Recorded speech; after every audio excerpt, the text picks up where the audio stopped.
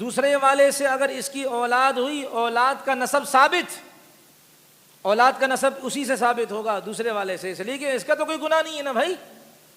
یہ اس میں کہ پوری کورٹ کیا پوری تحقیق کر کے یہ کام کرے، وہ اپنے بندے بھیجے گی، جہاں جہاں رابطے کرنے ہوں گے، اطلاعات پہنچانی ہوں گی، اشتہارات دینے ہوں گے، جو موجودہ زمانے میں بہترین نظام ہے، اس کے بعد کی کارروائی ہے یہ. اچھا سب کچھ کرنے کے بعد کیا ہے، وہ میت کے حکم میں ڈال دیا اس کو، اور پھر کیا ہے یہ پہلے والا شوہر اگر نمودار ہو گئے، اس کا ہاتھ پکڑ کر پہلے والے کو دے دی جائے گی.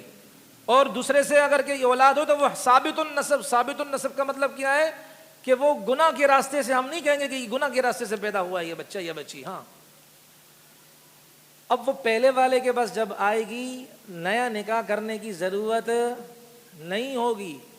اب ہاں یہ کر لے کہ تین مینسز کیا ہے، وہ اس کے قریب یہ خامن نہ جائے، یعنی صحبت نہ کرے، قربت مخصوصہ نہ کرے، ہے اسی کے گھر میں رہے گی، اسی کے بچوں کی دیکھ بھال کرے گی، خدمت کرے گی، اس سے بات چیت کرے گی، اس کے پاس کھانا بھی کھائے گی.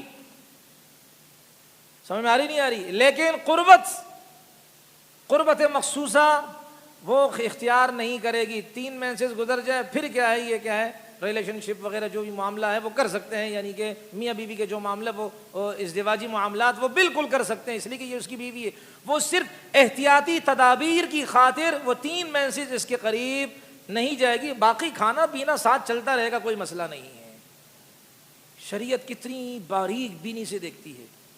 یا اسی طرح سیلاب آیا، سیلاب میں بہہ گئے، اب پتہ نہیں، تو اس کے لیے 4 سال کا انتظار نہیں کرے گی، اس لیے کہ سیلاب میں تو یہی ہوتا ہے، بس آنن فانن معاملہ ہوتا ہے، چند دن انتظار کیا جائے گا، اور اس کے انتظار کے بعد کیا ہے قانون فیصلہ سنا دے گا. تو یا خامن کیا ہے ظلم کر رہا ہے، تو ظلم کے اعتبار سے میں نے عرض کر دیا کورٹ اس سے بلوائے گی کہ بھائی پہلے انسان بن جاؤ تم. اگر پھر بھی نہیں مانتی تو پھر کورٹ کیا کرے گی، فیصلہ سنا دے گی. اس کو کہتے ہیں فسخ نکاح. نکاح کیا گیا، ٹوٹ گیا، اور یہ کورٹ کا فیصلہ ایک طلاق کے حکم میں ہوتا ہے. لہذا اب یہ بیوی اس سے جدا ہو گئی، عدت گزار کر جہاں چاہے کیا ہے شادی کر سکتی ہے. شریعت اتنا اہتمام کرتی ہے کہ عورت پر کیا ہے بھائی ظلم نہ ہو. اور یہ جو ہے نا کہ اگر کوئی اپنی بیوی کے پاس آ کر اس کے حقوق ادا نہیں کرتا، ایک دفعہ بھی نہیں کیے، بس شادی کر لی کہ بھائی کوئی حقوق تمہارے ادا نہیں کروں گا، قربت وغیرہ نہیں کروں گا، بس ویسے میرے گھر میں رہو. کیسے رہو بھائی، یہ کیا طریقہ ہے؟ اس صورت میں پھر کیا ہے یہ عورت جا سکتی ہے. کیوں؟ اس کی علماء نے وجہ کیا بتائی، عجیب وجہ بتائی ہے. دیکھیں جب خاوند اپنی بیوی کا خرچہ نہیں دے سکتا، خرچے سے مراد بنیادی ضروریات، یعنی کہ گٹکے کے پیسے نہیں دیتا اس لیے میں کورٹ جا رہی ہوں، یہ نہیں، بنیادی ضروریات نہیں ادا کرتا، فراہم نہیں کرتا، کپڑے کے اعتبار سے، کھانے پینے کے اعتبار سے یہ ادا نہیں کرتا تو کورٹ جائے گی. علماء فرماتے ہیں جب اس بارے میں وہ کورٹ جا سکتی ہے تو جب اس کی ذاتی خواہشات اگر نہیں پورا کر رہا، اس میں تو اس سے بھی زیادہ کیا ہے شدت ہے کہ کورٹ جائے. اس لیے کہ مال تو پھر بھی کسی سے قرضہ لے سکتی ہے، اس میں کیا کسی سے وہ صحبت کر سکتی ہے؟ دوسرے سے نہیں کر سکتی. اس لیے یہ اس کا درجہ تو اور خطرناک ہے. اگر کوئی ادا نہیں کرتا حقوق کی جا سکتی ہے اور اپنے لیے کیا حق کی آواز بلند کر سکتی ہے. شریعت یہاں تک عورتوں کو سپورٹ کر رہی ہے، اور ہم نادان ہمارے مسلمان بھائی مسجد سے درس سے دور ہیں، اسلامی تعلیمات سے دور، کہتے نہیں جی انصاف نہیں ہے. وہ جیسے کہ وہ ہوتے ہیں نا کہ وہ دیت میں انصاف نہیں ہے. ایک مثال میں دے دوں، دیکھیں خامن کو اگر کسی نے قتل کر دیا اور کیا ہے انجانے میں، جان کر نہیں، اس میں تو جان کر تو پھر کو قتل کیا جائے گا، انجانے میں تو اس کی دیت کیا ہے کہ جس قاتل نے قتل کیا ہے جان کر نہیں انجانے میں لگ گیا، تو اس کے ذمے کیا ہے کہ وہ مرد کی دیت 100 اونٹ دے. کتنے اونٹ؟ چلو ایک اونٹ کی قیمت لگاؤ 1 لاکھ، تو 100 اونٹوں کے کتنے بن گئے بھائی؟ 1 کروڑ. اور اگر کسی عورت کو کسی نے قتل کر دیا انجانے میں، جان کر نہیں، اس کی دیت کیا ہے 50 اونٹ. اب آ گئی ویلڈنگ کے چشمے لگانے والی آنٹیاں، میرا جسم میری مرضی والی آ گئی، او کتنا بڑا ظلم ہو گیا، کیا وہ اڑے ماڑوں کے، دیکھو بھائی کیا ہو گیا، مرد کی دیت 100 اونٹ اور عورت کے 50، ہم تو عورتوں کی حقوق کی جنگ لڑیں گے. یہ دیکھو عورت کے ساتھ ناانصافی ہو رہی ہے. او عقل کی اندھی، واقعی تو نے کالا چشمہ پہنا ہوا ہے. او بھائی یہاں مرد مرا ہے تو اس کے 100 اونٹ کس کو مل رہے ہیں؟ 100 اونٹ کے پیسے عورت کو مل رہے ہیں. عورت تو زندہ ہے نا، 1 کروڑ مل رہا ہے اس کو مصیبت کو. اور یہاں عورت مری ہے اور اس کے 100 اونٹ کا آدھا کرو 50 لاکھ روپے کس کو ملے؟ شوہر. یہاں تو نقصان کس کو ہو رہا ہے؟ آپ کو ہو رہا ہے, مجھے نہیں ہو رہا. سمجھ میں آ رہی ہے نہیں؟ یا نقصان شوہر کو ہو رہا ہے. مرد پھر بھی کیا ہے, اقصی مسجد میں ماشاءاللہ نماز پڑھنے آتے, کبھی انہوں نے احتجاج کیا ہے بھائی؟ تو یہاں تو شوہر کس کو کرنا چاہیے تھا؟ مرد کو کرنا چاہیے تھا. ارے بھائی یہ کیا, لیکن مرد کہتے ہیں یار جو آئے آنے تو کوئی مسئلہ نہیں ہے. اور یہاں یہ آنٹیاں ان عورتوں کی دماغ خراب کرتی ہیں کہ نہیں دیکھو جی یہ مردوں کے اور عورتوں کے ساتھ انصاف نہیں ہو رہا, عورتوں کے وہ 50 دیے, اور 50 عورت کو نہیں دی, عورت کے مرنے پر 50 اس کے شوہر کو ملیں گے, اور اس کے شوہر کے مرنے پر 100 کس کو ملیں گے؟ اس سے عورت کو ملیں گے. یہاں تو آپ نے کیا کرنا چاہیے, آپ کو آئی سی کا روڈ بند کرنا چاہیے, لیکن آپ بڑے شریف لوگ ہیں. سمجھ میں آ رہی؟ یہ جن کا دماغ خراب ہوتا ہے نا, وہ اللہ کے لا اور قانون کو چیلنج کرتے ہیں, اور جن کے دماغ میں خناس بھرا ہوا ہوتا ہے, تکبر بھرا ہوتا ہے, وہ اللہ کے قانون کو چیلنج کرتے ہیں. اور جن میں عاجزی ہوتی ہے کہ میرا اللہ کبھی ظلم نہیں کرتا, میرا اللہ بڑا پیار ہے. الرحمن, سورہ رحمان شروع ہی کس سے کیا ہے؟ بسم اللہ الرحمن الرحیم شروع ہی کس سے ہے بھائی؟ الرحمن سے. اللہ بڑا مہربان ہے, بڑا رحم کرنے والا ہے. اس لیے تو کسی نے کہا نا کہ بھائی اگر تمہیں سڑا ہوا ٹماٹر بھی ملے اس پر اللہ کا شکر ادا کرو, اللہ کے خلاف جملے نہ کسو. کیوں؟ اس لیے کہ جب تمہارا رزق آسمانوں میں تقسیم کیا جا رہا تھا, قرآن میں آتا ہے نا وَفِي السَّمَاءِ رِزْقُكُمْ, تمہارا رزق ہے آسمانوں میں.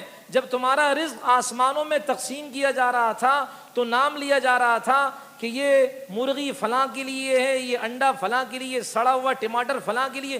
تو تمہارا نام اللہ آسمانوں پر لے رہا تھا, اس سے بڑی تمہاری خوش قسمتی کیا ہو سکتی ہے؟ ایک اخبار میں اتنا سا ٹکڑا آ جائے نا, میں پھولتا ہوں, واٹس ایپ بھی بھیجتا ہوں, ہو جی کیا جی اقصی مسجد کے امام کا نام آیا ہے, وہ فلاں جی کیا ہے یاسین کا نام آیا ہے کہ بھائی ماشاءاللہ یہ قبرستان جاتا ہے مردوں کو خوش کرنے کے لیے. تو یہ کتنا پھولے گا کہ جی میرا نام آیا. کہاں بھائی؟ اخبار کے اندر آیا. اور یہاں تو آسمانوں میں اللہ فرماتے ہیں ہمارا نام, آپ کا نام لیتے ہیں. بھائی کتنی بڑی سعادت کی بات ہے. تو شریعت کا ہر مسئلہ خدا کی قسم رحمت ہی رحمت ہے. میں آپ اللہ تعالی ہمیں عمل کرنے کی توفیق عطا فرمائے. تو بیوی, یہ ظالم جو ظلم کرتے ہیں نا, 10 سال 15 سال لٹکا کر رکھتے ہیں, طلاق بھی نہیں دیتے ہیں, ظلم بھی کرتے ہیں. تم اپنی ماں سے نہیں مل سکتی ہو, اپنے بھائیوں سے نہیں مل سکتی ہو. خدا کی قسم مولانا حکیم اختر صاحب رحمۃ اللہ علیہ اتنا بڑا انسان گزرا ہے, جن کو عرب بھی اپنا امام مانتے تھے اور عجم بھی مانتے تھے. وہ فرماتے جو بیویوں پر ظلم کرتے ہیں موت کے وقت اللہ کلمہ نصیب نہیں کرتا ان کو. اور میرے محترم معذرت چاہتا ہوں, ہماری غیرت کے پیمانے بھی اور ہیں. بیوی کے ساتھ کھاتے نہیں ہیں بعض لوگ, کہتے نہیں جی شرم آتی ہے. اور ادھر بیوی ناچ رہی ہو, معذرت بیٹی ناچ رہی ہو, خوش ہوتے ہیں جی. کیا کوئی کہے بھائی شادی میں ناچ رہے, کیا لوگوں کو بھی خوش کرنا ہے نا, یہ پرس پکڑ والے ہوتے, لوگوں کو بھی خوش کرنا ہے نا جی, لوگ بھی تو ہیں نا, معاشرے کے ساتھ بھی تو چلنا ہے بھائی, کیا کریں. اور وہاں جب بیوی کے منہ میں لقمہ, تو ہو کتنا بے غیرت آدمی ہے بھائی, بیوی کے منہ میں لقمہ دے رہا ہے. اور نبی نے فرمایا, نبی سے بڑھ کر غیرت ہی کوئی ہو. میں آپ کو ایک حدیث سناتا ہوں, ایک عجیب حدیث میں نے پڑھی, میں آپ کو سنا دوں, فائدہ ہو جائے گا. رسول پاک علیہ الصلوۃ والسلام نے فرمایا, جس کا مفہوم یہ ہے, یہ حدیث تو آپ نے سنی ہوگی, جب میاں اپنی بیوی کو پیار بھری نگاہ سے دیکھتا ہے, بیوی اپنے خاوند کو پیار بھری نگاہ سے دیکھتی ہے, آسمانوں پر اللہ دونوں کو پیار بھری نگاہ سے دیکھتا ہے. اور اگلی حدیث سنیں, اسی کا ٹکڑا آگے, جب کوئی اپنی بیوی کی ہتھیلی دیکھتا ہے, اللہ تبارک و تعالیٰ صرف اس دیکھنے کی برکت سے اس کے ہتھیلی کی جو انگلیوں کے پورے ہیں وہاں سے بھی اللہ گناہ جھاڑ دیتے ہیں اس مرد کے. اب جانا ہتھیلیاں دیکھنے کے لیے, لیکن پوری حدیث سنا نا, ایسا نہیں وہ آپ ہتھیلی دیکھو تو وہ کہ پتہ نہیں کون سا عامل جلالی بنگالی بابا آ گئے, آج کل تو یہ ہتھیلی دیکھتے ہیں. ہاں بھائی, وہ کہے گی پتہ نہیں اب یہ خوشخبری سنائے گا کہ بھائی تیرے اتنے ہوں گے.